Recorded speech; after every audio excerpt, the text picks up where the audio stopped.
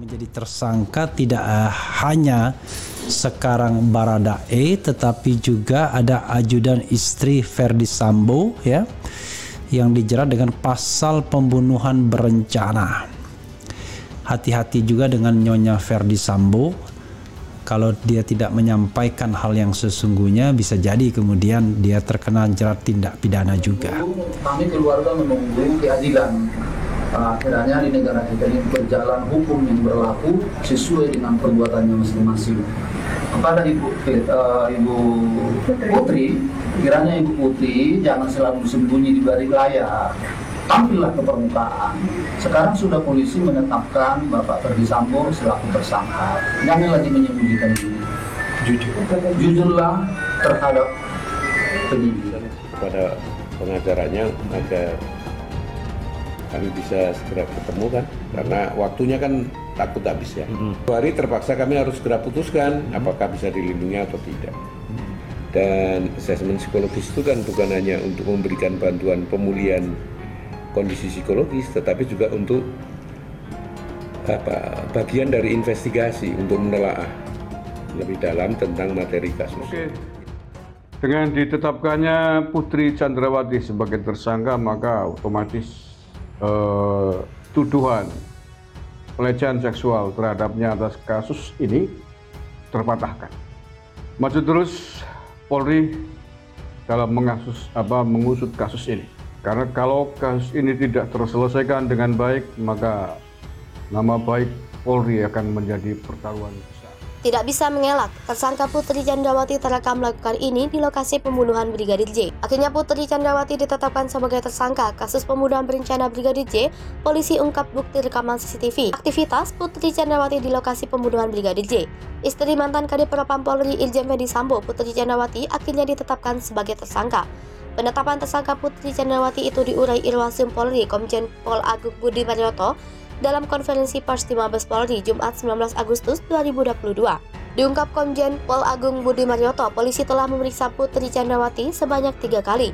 Hasil dari pemeriksaan itu, polisi pun akhirnya menetapkan Putri Chandrawati sebagai tersangka kasus pembunuhan berencana Brigadir Nofriansah Yosua Huta Barat atau Brigadir J. Terkait dengan barang bukti yang didapatkan tim sus guna menjerat Putri Chandrawati, Dirtipidum Barreskrim Polri Brigjen Pol Andrian Jajadi mengurai penjelasan. Demi mengejar dan mendapatkan bukti pamungkas, penyidik memeriksa 52 orang dan saksi. Tak sia-sia, polisi akhirnya berhasil mendapatkan bukti akurat yakni berupa rekaman CCTV saat peristiwa dan sebelum serta sesudah kejadian penembakan yang menewaskan Brigadir J. Seperti diketahui sebelumnya, CCTV di rumah Ferdi Sambo yang jadi TKP pembunuhan Brigadir J sempat dikabarkan hilang atau rusak.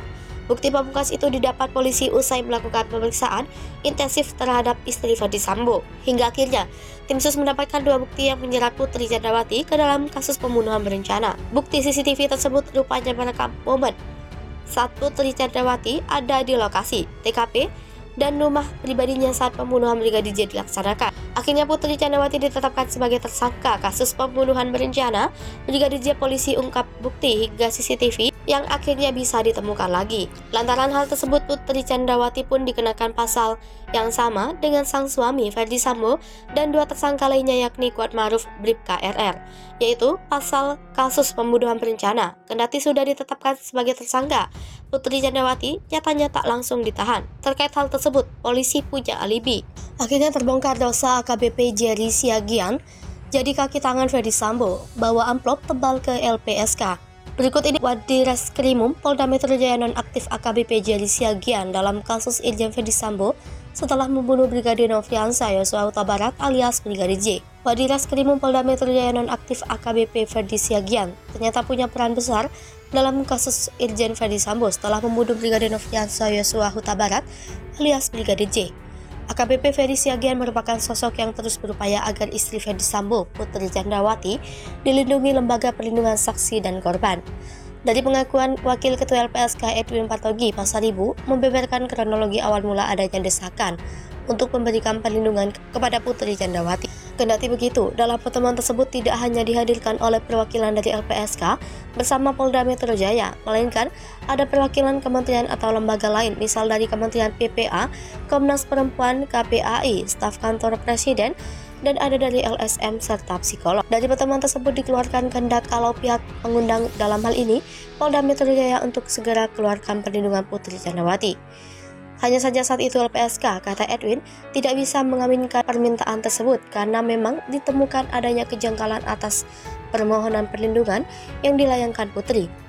Terlebih saat itu, LPSK belum menerima keterangan apapun dari Putri Chandrawati karena yang bersangkutan masih belum bisa diperiksa. Tak hanya itu, dalam proses pemenuhan perlindungan ada syarat yang di dalam Undang-Undang Saksi dan Korban yang belum dipenuhi oleh Putri Chandrawati, termasuk sifat penting dari permohonan perlindungannya tersebut. Lebih jauh, dalam pengakuan suami Putri Chandrawati yakni Ferdy Sambo mengatakan adanya ancaman yang dialami oleh istrinya. Adapun ancaman itu berasal dari pemberitaan media saat kasus mencuat. Hanya saja, konstruksi tersebut menurut LPSK bukan ancaman bagi kasus tindak pidana.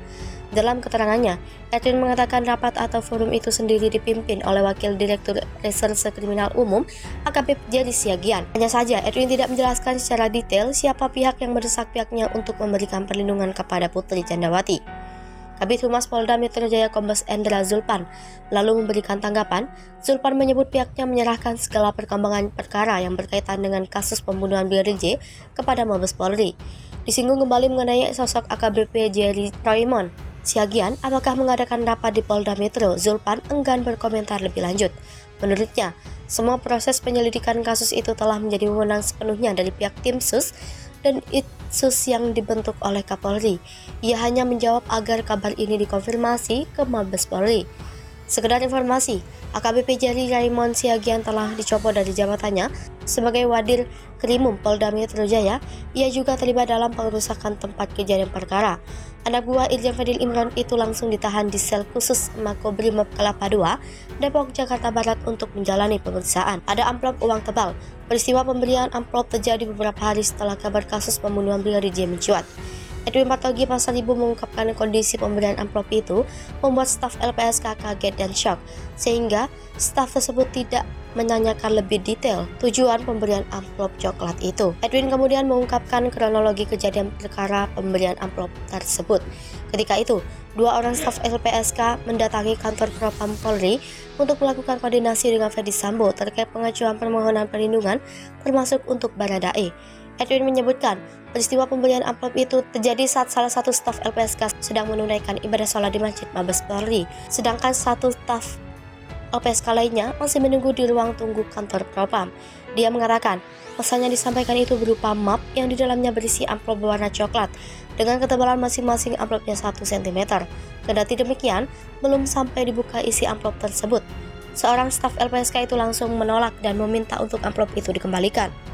Edwin pun menuturkan pihaknya belum dapat memastikan isi dari amplop setebal 1 cm yang diberikan oleh petugas berseragam itu kepada staf LPSK. Sebab kata dia, pihak LPSK yang datang langsung ke kantor Propam itu sama sekali belum memegang amplop tersebut dan memilih langsung memerintahkan petugas untuk tersebut untuk mengembalikan amplopnya. Untuk diketahui, LPSK telah menolak permohonan perlindungan kepada istri Irjen Ferdy Sambo secara resmi pada Senin 15 Agustus 2022. Dikatakan Putri Chandrawati tak memenuhi syarat sebagai seseorang yang perlu dilindungi.